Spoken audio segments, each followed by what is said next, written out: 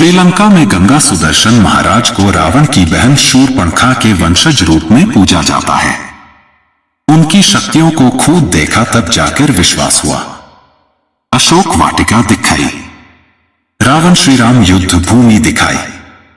ग्रंथों के अनुसार ऐसा कहा जाता है कि रावण की बहन शूर्पणखा ने पंचवटी में राम लक्ष्मण के सामने विवाह के लिए उपाय का प्रस्ताव रखा था और देवी सीता को मारने की कोशिश भी की थी। तब लक्ष्मण ने शूर्पणखा की नाक काट दी थी। तभी इस बात का बदला लेने के लिए रावण ने सीता का हरण किया था। शूर्पणखा की नाक जिस जगह कटी थी, शूर्पणखा रावण की इकलौती बहन थी। शूर्पणखा लंका में ही रहती थी, लेकिन शूर्पणखा का विवाह होने के बाद युद्ध में उसके पति की मृत्यु हो गई थी, जिसके लिए वह अपने भाई रावण को अपने दुर्भाग्य का कारण मानती थी। विस्तार से पूरी जानकारी के लिए पढ़े ये लेख। रामायण के दुष्ट पात्रों में से एक शूर्पणखा रावण की बहन थी। रामायण में सभी राक्षसों का वध हुआ था, लेकिन शूर्पणखा का वध नहीं हुआ था। उसकी नाक और कान काटकर छोड़ दिया गया था। वह कपड़े से अपने चेहरे को छुपा कर रहती थी।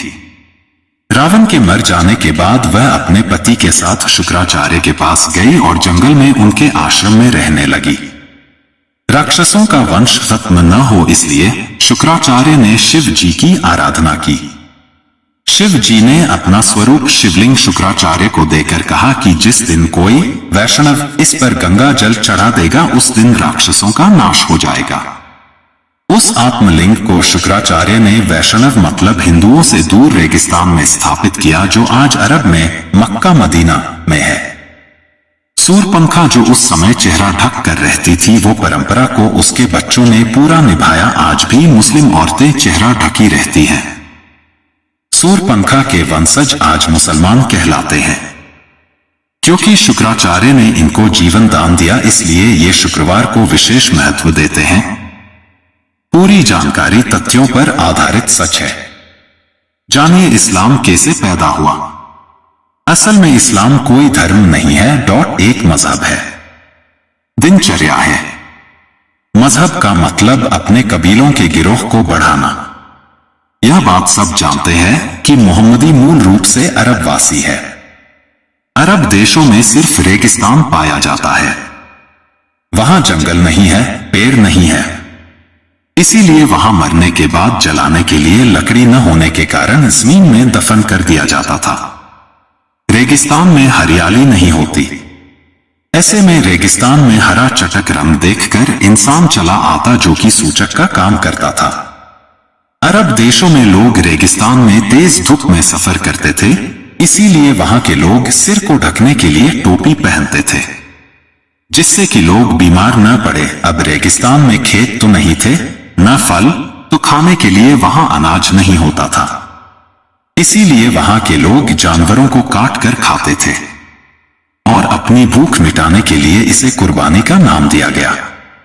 रेगिस्तान में पानी की बहुत कमी रहती थी, इसीलिए लिंग मूत्रमार्ग साफ करने में पानी बर्बाद न हो जाए, इसीलिए लोग खतना, अगला हिस्सा काट देना कराते थे। सब लोग एक ही कबीले के खानाबदोश होते थे, इसलिए आपस में भाई बहन ही निकाह कर लेते थे। रेगिस्तान में मिट्टी मिलती नहीं थी मूर्ति बनाने को, इसलिए मूर्ति पूजा नहीं करते थे। खानाबदोश थे, एक जगह से दूसरी जगह जाना पड़ता था, इसलिए कम बर्तन रखते थे और एक थाली में 5 लोग खाते थे। कबीले की अधिक से अधिक संख्या बढ़े, इसलिए हर एक को 4 बीवी रखने की इजाजत दी। अब समझे, इस्लाम कोई धर्म नहीं, मात्र एक कबीला है और इसके नियम असल में इनकी दिनचर्या है। नोट पोस्ट पढ़ के इसके बारे में सोचो।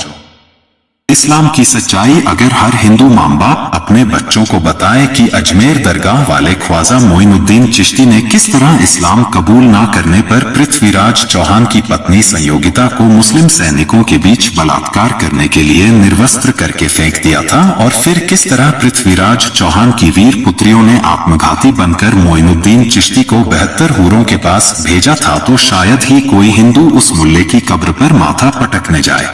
अजमेर के ख्वाजा मोइनुद्दीन चिश्ती को 90 लाख हिंदुओं को इस्लाम में लाने का गौरव प्राप्त है। मोइनुद्दीन मोइनुद्दीन चिश्ती ने ही मोहम्मद गोरी को भारत लूटने के लिए उकसाया और आमंत्रित किया था। सूरपंखा के पुत्र का क्या नाम था? कोरा। हरि अनंत, हरि कथा अनंता। रंगनाथ रामायण में एक सर्वथा नई कथा मिलती है जिसके अनुसार शूरपणखा को एक पुत्र था जिसका नाम जम्बुमाली था। कथा के अनुसार जब रावण ने अपने बहनोई विद्युत जीव का वध कर दिया, उस समय शूरपणखा 6 महीने की गर्भवती थी।